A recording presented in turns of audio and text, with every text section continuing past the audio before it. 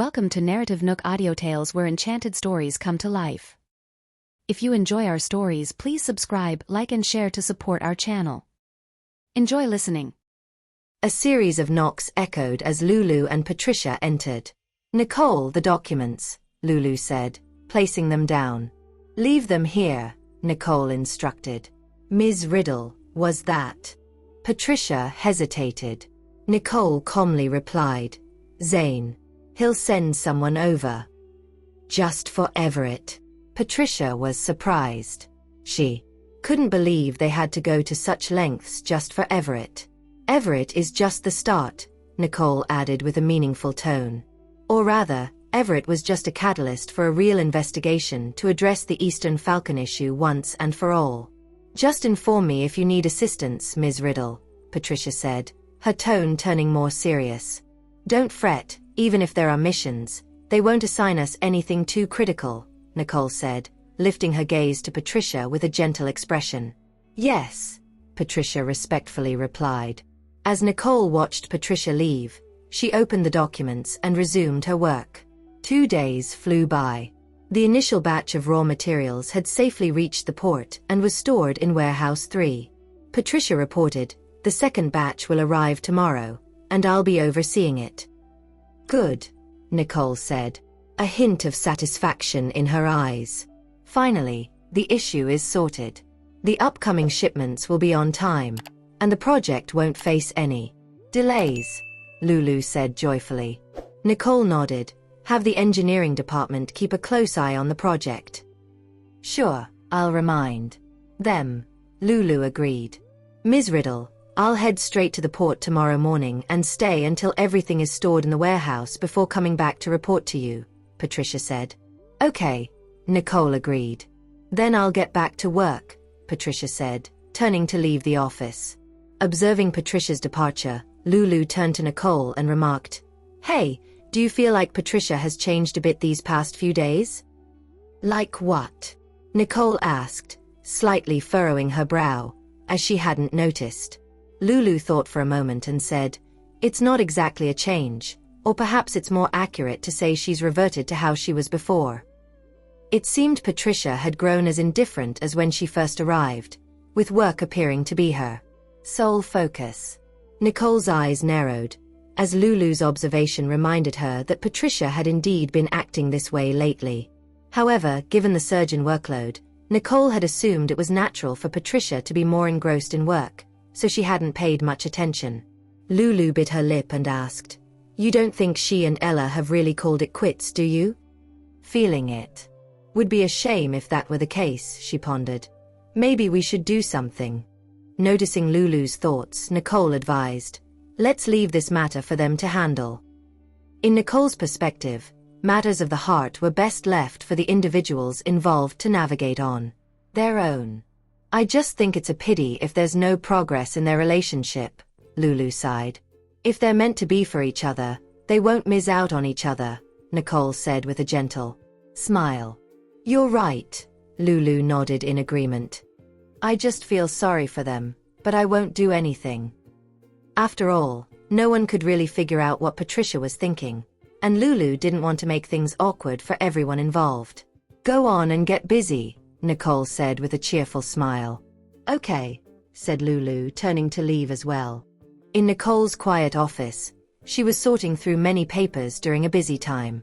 Over at C Quartet Holdings, an assistant rushed into Mr. Wright's office, blurting, "Mr. Wright, about the port."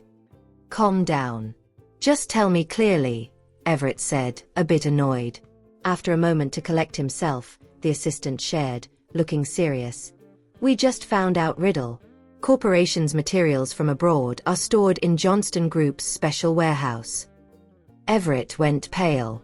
Before this, he was struggling to understand why he couldn't get updates on the material stuff. He thought Jared was helping Nicole, and he was sure she was depending on Jared for more help. So, Everett had a plan to mess up Jared's support later. But, surprise, Nicole had it covered. She and Jared were working together smoothly. "Mr. Wright, what should we do next?" the assistant asked seriously. "Check all the port records. Figure out when Nicole's other shipments are coming, Everett said. He was sure moving such a big load couldn't happen all at once. Got it, the assistant agreed.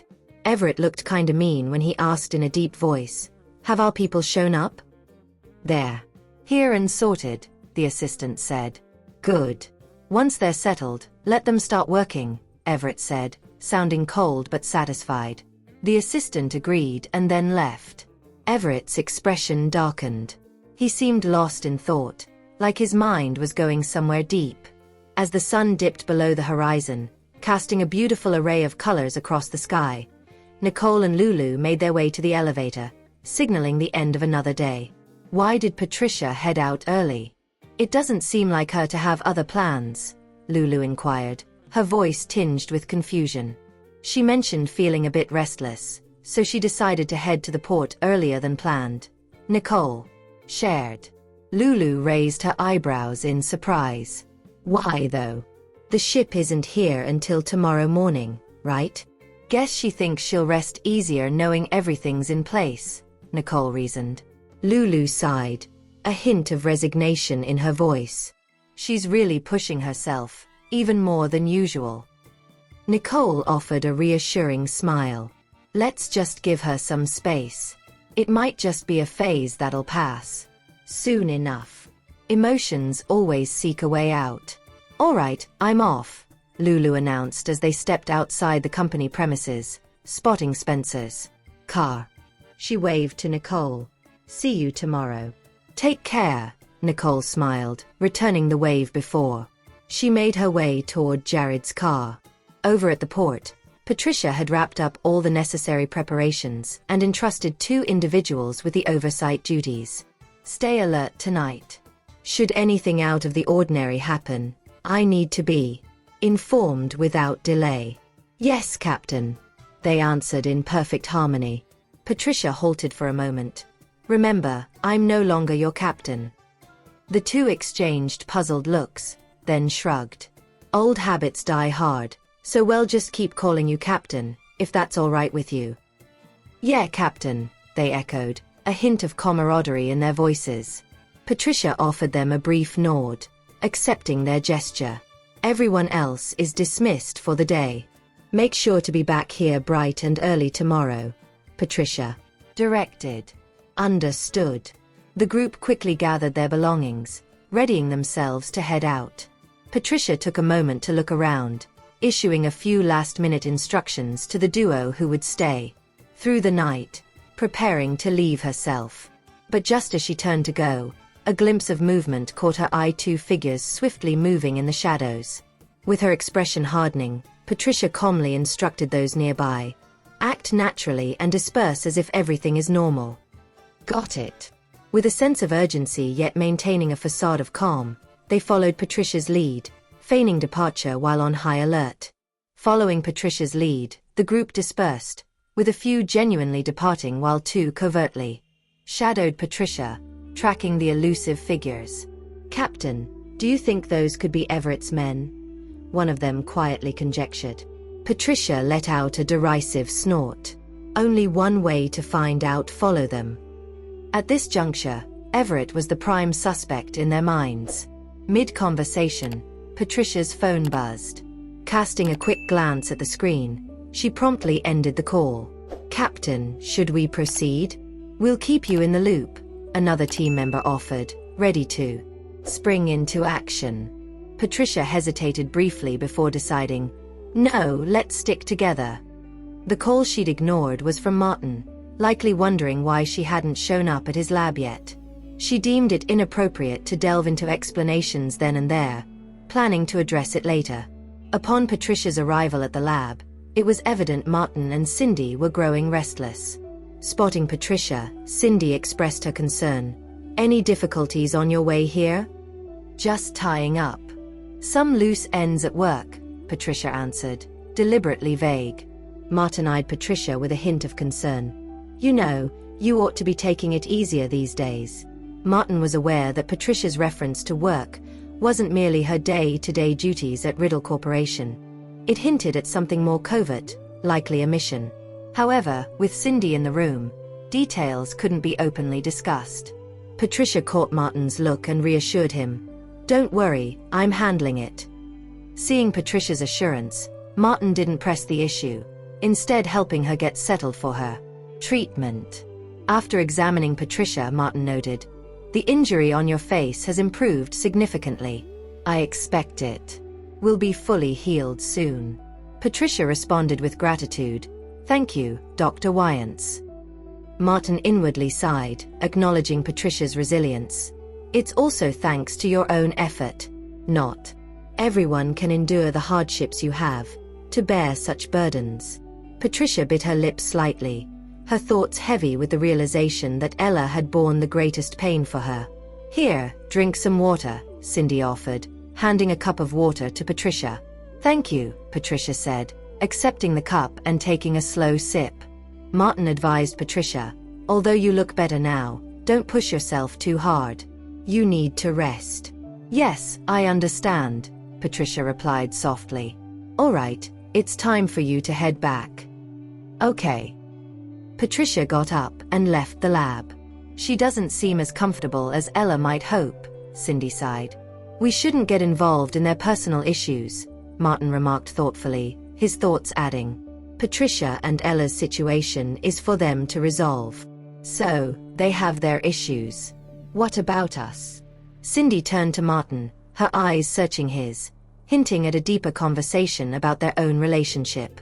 "Let's call it a day," Martin deflected, looking away. Cindy, not willing to let the moment pass again, stepped in front of Martin, her gaze intense. "Martin, you know that's not what I'm asking about." With a sigh, Martin began. "Cindy, after all this time, you understand that we—" "Stop," Cindy cut him off quickly. Pausing to collect her thoughts, she finally said, "I'm heading off now." After her words, Cindy turned and quickly jogged away. Martin watched her departure, his brow furrowing slightly. But he chose not to call out to her. He let out a sign, took a moment to tidy up, and then slowly made his exit. The next morning at the port, Patricia and her team were stationed near Warehouse 3, anticipation hanging in the air. The individuals who had come to investigate the area the previous day were identified as Everett's operatives. Having reported back, it was anticipated that Everett would initiate some action. Yet, the night had unfolded without incident, leaving Patricia to ponder Everett's motives. "Captain, Nicole is here," someone quietly informed Patricia. Swiftly turning, Patricia indeed spotted Nicole making her way toward them. She quickly approached to greet her. "Ms. Riddle, what brings you here today? Was everything quiet last night?" Nicole inquired, her expression marked by a subtle concern. Patricia had briefed Nicole on the previous night's events, but with no further developments by morning, Nicole's concern had prompted her to personally check on the situation. Noticing the team's heightened state of readiness, she deduced that Everett's group had yet to make their move. "They haven't made a move yet. We're unsure of their intentions, but I've instructed everyone to remain on high alert," said Patricia. Nicole gave a nod of approval. "All right. Everyone, be careful." Acknowledging her advice, they all intensified their efforts to stay concealed. Nicole then led Patricia to a more secluded area for a conversation. "Has there really been no sign of them since yesterday?" "It's strange indeed," Patricia admitted, her expression one of concern. "Do you suspect it might be a trap?" Nicole whispered. Patricia, with a hint of confusion, shared her thoughts. "I've mulled over the trap theory, but given how yesterday's encounter with those two was purely coincidental, it doesn't entirely fit if it's a trap. They weren't there to be discovered by us on purpose." "That does add a layer of complexity," Nicole acknowledged, her gaze sharpening as she considered the implications. "It's not a trap if they didn't intentionally let themselves get caught. But why haven't they made a move yet?" She pondered, the wheels turning in her mind. If it wasn't for that reason, the only other explanation she could think of was that Everett planned to sabotage those raw materials. As the thought crossed her mind, Nicole's expression became more serious. "When is our ship due to arrive?" "In about half an hour," Patricia responded. her expression suddenly changing. You mean Everett must be targeting the cargo on our ship? Patricia realized, a chill of realization running through her. The goods in the warehouse are too well protected for Everett's team to directly tamper with. It dawned on her that Everett might consider the upcoming shipment a viable target to undermine Riddle Corporation. After all, choosing a more accessible target would be the more practical approach. Everything made sense now, and Patricia was hit with a wave of frustration for not seeing this possibility earlier. I'll take some people over now, Patricia declared, poised to act. Where are you going? Nicole asked, holding her back. We have motorboats nearby. I'll take a crew to scout the area. Patricia was determined. If Everett's forces are indeed preparing an ambush at sea, we might still have time to intercept them. But we need to move fast, or it could be too late. After a brief pause, Nicole gave her consent, albeit with a caution. Then be careful. And remember, if it gets too dangerous, there's no shame in pulling back. The possibility of compromising the shipment was serious, but not at the cost of their safety. We can always find another way around any issue with the raw materials. I just don't want to see you hurt, Nicole added, her concern evident. Understanding the gravity of Nicole's words, Patricia felt a mix of resolve and gratitude. Ms. Riddle, don't worry, I'll be cautious, she reassured, her voice steady, betraying the firmness of her resolve. Let's go. Patricia rose with determination, swiftly gathering her team to follow her lead. As they departed, Nicole watched intently, her gaze sharpening with a mix of concern and resolve. Please come back safely. Once Patricia and her team were on their way, several motorboats darted across the water, heading toward the anticipated path of the cargo ship, cutting through the sea with urgency. When Patricia got there, she saw the big cargo ship just sitting in the sea. It looked like there was a fight going on. Captain, look. A speedboat, someone said, pointing on the water. Patricia checked it out and saw some speedboats hanging around. Putting two and two together, she said firmly. Quick, go over there, get on the ship. Something's not right. Got it, they said, rushing to the cargo ship and jumping on board. They followed the sounds and saw two groups fighting, the same ones they had tracked the day before. Let's jump in and help, Patricia said, taking charge and leading her team into the fight. 10 minutes passed. With Patricia and her team lending a hand, they managed to calm down the fight. Thanks for your help, the crew said. No need to thank us. Take charge of your people and head to the port, Patricia said casually, guiding her team to find a spot to rest. Given the circumstances, using the cargo ship for the return trip was their only option. The crew regarded Patricia with respect. It was evident they recognized her as part of Nicole's team. They suspected Patricia was aware of their real identity, explaining why she entrusted them with handling their own people. The cargo ship soon reached the shore. While workers started unloading, Patricia sorted things out and then joined Nicole on the way back to Riddle Corporation. In the car, Patricia inquired, "Those crew members on the ship, did you send them?" Nicole seemed confused, asking, "What people?" It dawned on Patricia, and she briefed Nicole about the situation with the fake crew members trying to escort them. Sounds like Zane's work, Nicole said, a small smile on her lips. It turned out Zane's arrangement was short of 5 people, and they happened to show up like this. If I hadn't gone today, things might still have been okay, Patricia mused. Nicole gave Patricia a gentle pat on the shoulder, remarking, "Even though things might have been okay without you, your help made it smoother. You did a good job." "It wasn't that tough," Patricia replied, shaking her head. She felt thankful for those individuals. Without them, they might have arrived too late, or even if they made it in time, it might not have been resolved so easily. Nicole noticed Patricia's arm and advised, "Once we're back, have your wound looked at. If it's bad, consider going to the hospital." "It's nothing, just a scratch. I can handle it," Patricia reassured, not bothered as she glanced at her wound. To her, it was genuinely a minor issue. Meanwhile, Everett got word of the mission's failure, his anger apparent on his face. Mr. Wright, we didn't expect Patricia to lead a team onto the cargo ship, the assistant explained, frustrated. If they had known, they would have sent more people.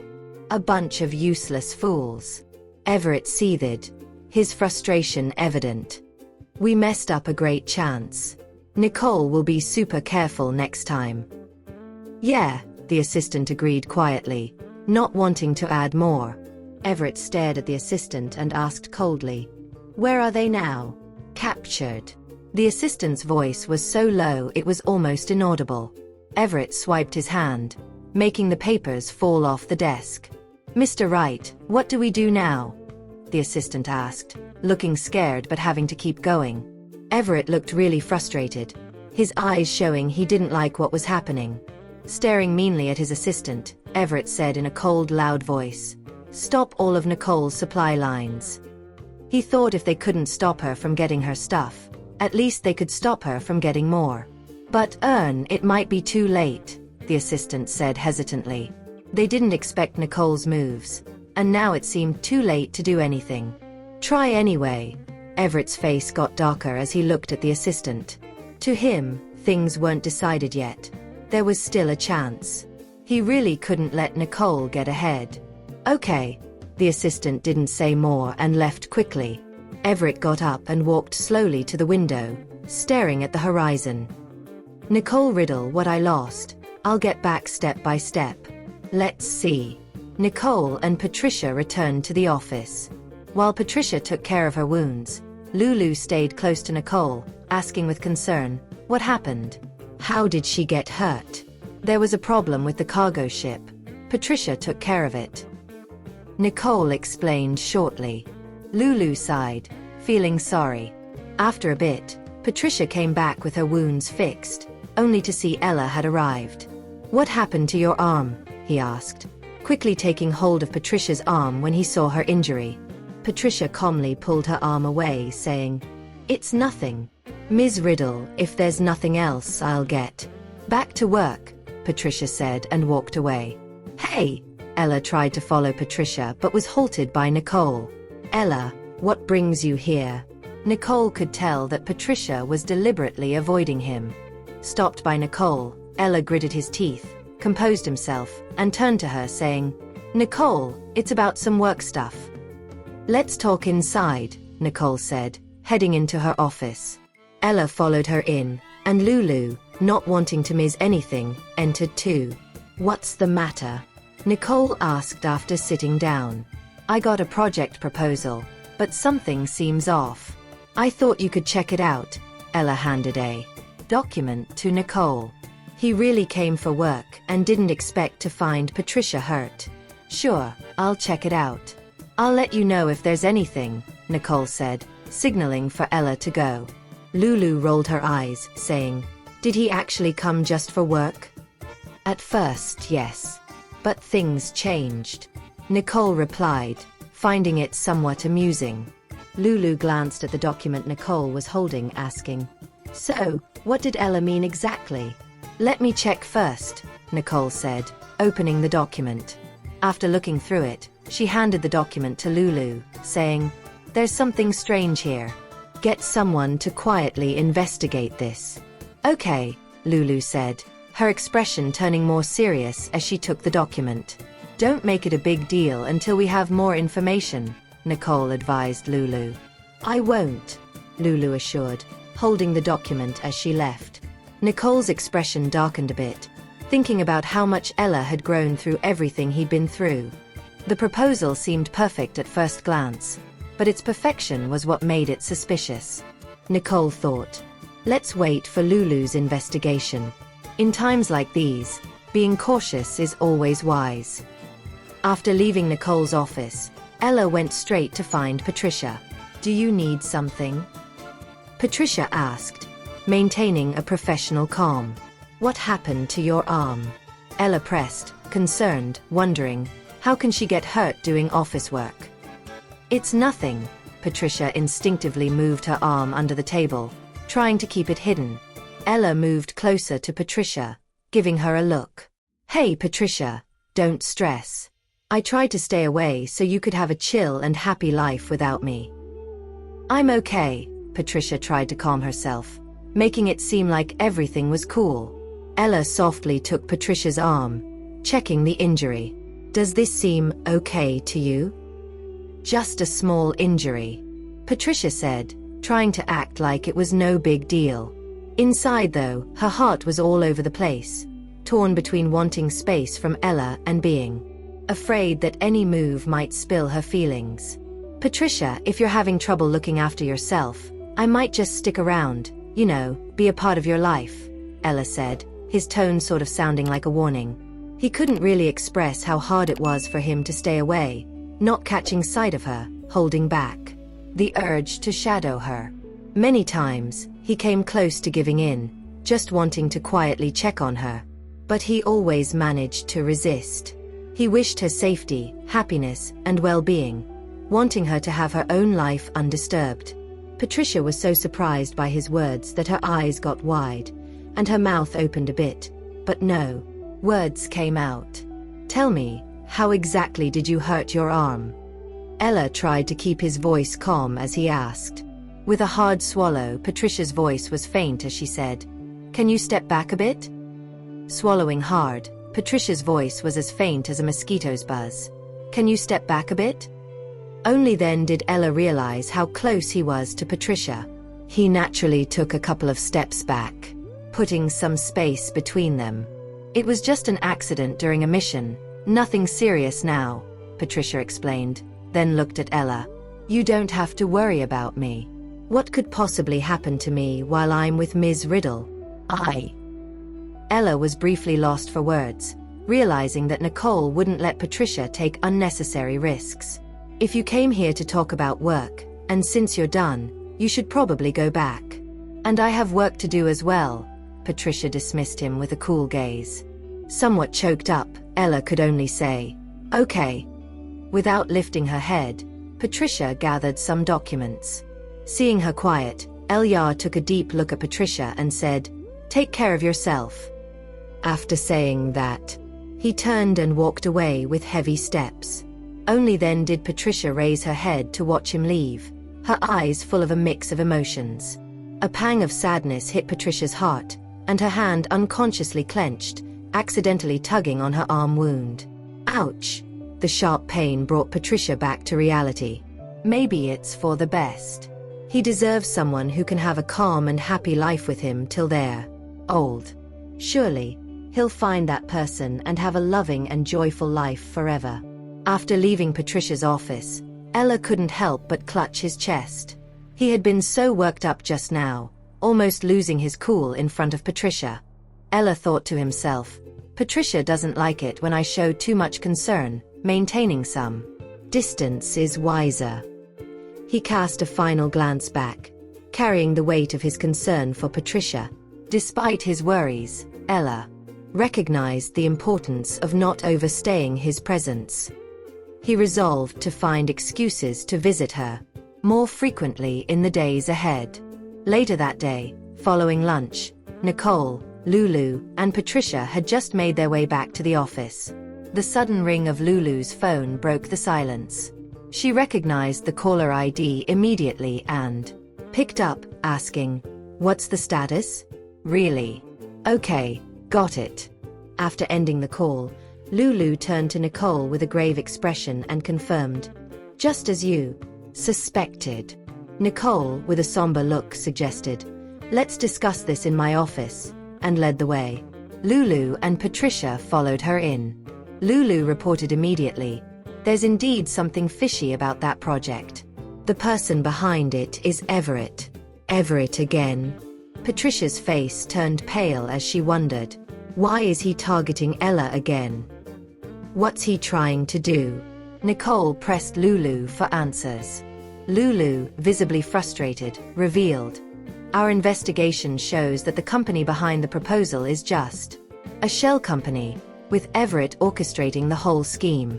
He's likely aiming to take down Bay Corp. But what does he gain from Bay Corp's downfall?" Patricia was confused.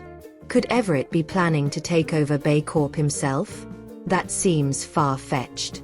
Nicole, with a hint of disdain, speculated, He's probably targeting the Riddle Corporation. Bay Corp is just the first step. She knew Everett had been out of the loop in San Giotto for too long, underestimating Ella's progress. Had it been Ella from before, Everett might have stood a chance. Unfortunately for him, times have changed. So you're suggesting that if Everett manages to succeed now, he might go after Dill Corp, Nando Corp, and eventually target us. Patricia's concern deepened. His ambitions are clearly grand, but it's questionable if he actually has the means to achieve them. Lulu remarked, her voice laced with scorn. Nicole's gaze sharpened as she began to formulate a plan. You have a plan? Patricia, picking up on Nicole's thoughtful expression, felt compelled to inquire. Lulu, go and... Nicole started, her mind racing with strategies to counter Everett's moves. Ms. Riddle, is this really okay? Patricia voiced her worries, concerned that if Everett caught wind of their actions, their chances of succeeding could dwindle. Nicole shrugged, her gaze lifting to meet Patricia's. The next move is up to you. Me. Patricia was taken aback. Yes, you. I need you to go to El Yar, fill him in on our strategy, and seek his collaboration, Nicole directed with clear intent. But Patricia hesitated, troubled by the thought of going to Ella. Nicole, noting Patricia's hesitation, offered an alternative, or you can switch tasks with Lulu if that makes you more comfortable. Ultimately, it boiled down to just 2 tasks that required coordination between them. With a resigned sigh, Patricia conceded, I'll go now. She knew deep down that if she proposed swapping tasks with Lulu, Lulu would likely decline. It was merely a professional visit. She reassured herself that she could handle it. Once Patricia and Lulu had departed, Nicole's expression turned serious. She picked up her phone, dialed Preston's number and warned, Everett has begun to act. You need to be cautious as well. Got it, Preston replied. If things don't go smoothly on our end, he might come after you, so be prepared, Nicole added. Preston paused briefly before responding. Okay, I'll be careful. Continuing, Preston mentioned, regarding the task you assigned me, there's some progress. Go on, Nicole said softly, hoping it might aid their current situation. There's someone named Jerry close to him, his personal assistant. Jerry is the one helping him with these schemes. If we can find a way to hack into Jerry's computer, we should have a comprehensive understanding of his next moves, Preston explained, laying out his plan with a hint of optimism in his voice. Nicole thought to herself, if that's the case, they wouldn't have to worry about whatever Everett plans next. She asked, does he seem like a tough nut to crack? Are you sure you can handle it? I'll be as careful as possible, Preston assured her. He understood Nicole's implication. If the success rate was low, it was better not to act rashly to avoid alarming their opponent. All right, if you encounter any issues, you can also come to me, Nicole said before hanging up. Nicole's expression darkened, and the atmosphere around her grew colder. The very thought of Everett's return, with intentions not just against the Crests, but to dismantle the entire Riddle Corporation, was a challenge she accepted silently. Let him try, she thought, her resolve as firm as the setting sun on the horizon. As dusk embraced the city, Nicole stepped out of her workplace, her day's burdens momentarily lifting. Jared was there to pick her up, faithful and punctual as ever. Did you wait long? Nicole asked upon entering the car, noticing a document by Jared's side. Not at all, Jared said, putting away the document before looking at Nicole. Grandpa wants to see you. Grandpa? Nicole was momentarily confused. Jared gently stroked her hair. I mean my grandpa. Oh, Nicole said, feeling slightly uneasy as she hadn't realized immediately. Also, I've asked Charlie to pick Nolan and Lana up. We'll head straight there, Jared said then. Instructed Max. Drive. Yes, sir, Max replied, starting the car. After a while, they arrived at the Johnston family manor. Nolan and Lana had just arrived as well and ran over when they saw Nicole and Jared getting out of the car. "Daddy, Mommy." Nicole affectionately touched their heads and smiled. "Let's go in." "Okay." Holding Nicole's hand, Nolan and Lana followed into the mansion. They greeted Maximilian politely upon seeing him. Maximilian's face lit up with a loving smile. "Come, let me have a look at you." Nolan and Lana quickly made their way to the couch. Nicole and Jared followed and greeted Maximilian. "Please, take a seat," Maximilian said with a smile. After everyone had taken their seats, Maximilian initiated the conversation with a light tone. "It's nothing serious. I just wanted to have you all come back for a meal together. We've been too busy lately, not having come to visit you," Nicole admitted, her voice carrying a hint of guilt.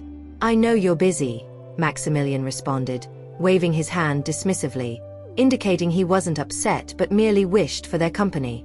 He had inquired Jared about their schedules today and, upon discovering they had some free time, extended the invitation. "Sir, dinner is ready," the butler approached and informed them softly. "Let's eat," Maximilian invited. As they settled into their seats and took in the spread before them, the array of delicious meals sparked a wave of emotion. Maximilian had gone out of his way to ensure the kitchen prepared their favorite dishes, a thoughtful gesture that deeply touched everyone present. "Thank you," Nicole expressed her gratitude. "Let's dig in," Maximilian said with affection. During dinner, Maximilian turned his attention to Jared, concern etching his features. "I heard you've been quite busy recently. I was thinking of sending someone to help you out." "We don't need it for now," Jared responded calmly, his voice steady and reassuring. "We can still manage." Maximilian's expression shifted to a slight frown. Despite not venturing out much, he remained well informed about the happenings beyond his immediate surroundings. The situation, as he understood it, was somewhat complicated, and his concern for them was palpable. "We already have someone helping us. Don't worry," Nicole reassured Maximilian with a gentle smile. Seeing both of them insisting, Maximilian could only agree. "All right then." Then, looking at Jared, Maximilian hesitated before mentioning Everett, seemingly cautious because of Nicole. "He has already shown his ambitions. We'll be on our guard against him," Nicole said, her expression turning slightly serious. She understood the reason behind Maximilian's hesitation, but these concerns were not something new to her. "Good, as long as you're prepared," Maximilian nodded, his worry evident. He trusted their capabilities and believed they would be fine as long as they were prepared. After dinner and spending some time playing, Nicole and Jared, along with Nolan and Lana, left the Johnston family manor. It was quite late, and Nolan and Lana fell asleep on the way. Looking at her two children, Nicole's eyes softened with affection. Jared gently held Nicole's hand and whispered, "Everett has started to act, and it's likely going to get even crazier from here." "Got it." Nicole's gaze deepened slightly. "He's already making moves against Ella. It seems none of the other subsidiaries will be spared." It appeared that Everett had returned with the intention of ensnaring Riddle Corporation and its subsidiaries in one fell swoop. "Warn everyone to be cautious." A glint of cold determination flashed in Jared's eyes as he spoke. "Yes, all have been notified," Nicole responded. Jared tightened his grip on her hand, a silent message of support and shared resolve passing between them. Nicole couldn't help but smile at Jared's concern, her mood lightening. "Don't be like that. I think our life right now is pretty good." Indeed, with him by her side, surrounded by family and friends, the present complexities seemed trivial compared to the isolation and challenges she faced on Crescent Island. "You deserve an even better life," Jared insisted, pulling Nicole close in a comforting embrace. "It will happen, and soon," Nicole said, raising her eyebrows at Jared with confidence in her eyes. After all, it was just Everett. Even with the support of the Eastern Falcon, he couldn't do whatever he wanted in San Joto. Sometime later, they made their way back to the Riddle residence. Most of the lights in the mansion were off, leaving only the living room and hallway lights on for them. Nicole and Jared, carrying the sleeping Nolan and Lana, took them to their rooms before going to rest themselves. The next day was sunny and bright. After Jared dropped Nicole off at the company, he left. Watching his car drive away, Nicole turned and entered the building. "Ms. Riddle," Patricia approached, reporting in a low voice. "I've informed Ella." "Good." Nicole nodded, pleased. "I wonder how Lulu is doing?" Patricia asked, slightly hesitant. Lulu's voice then followed. "Don't worry, everything went smoothly on my end." "There she is." Nicole turned to see Lulu approaching with a triumphant look on her face. If you have enjoyed this story, please like and share so others can see it too. Also hit the subscription button and notification bell so you can be notified on our next release.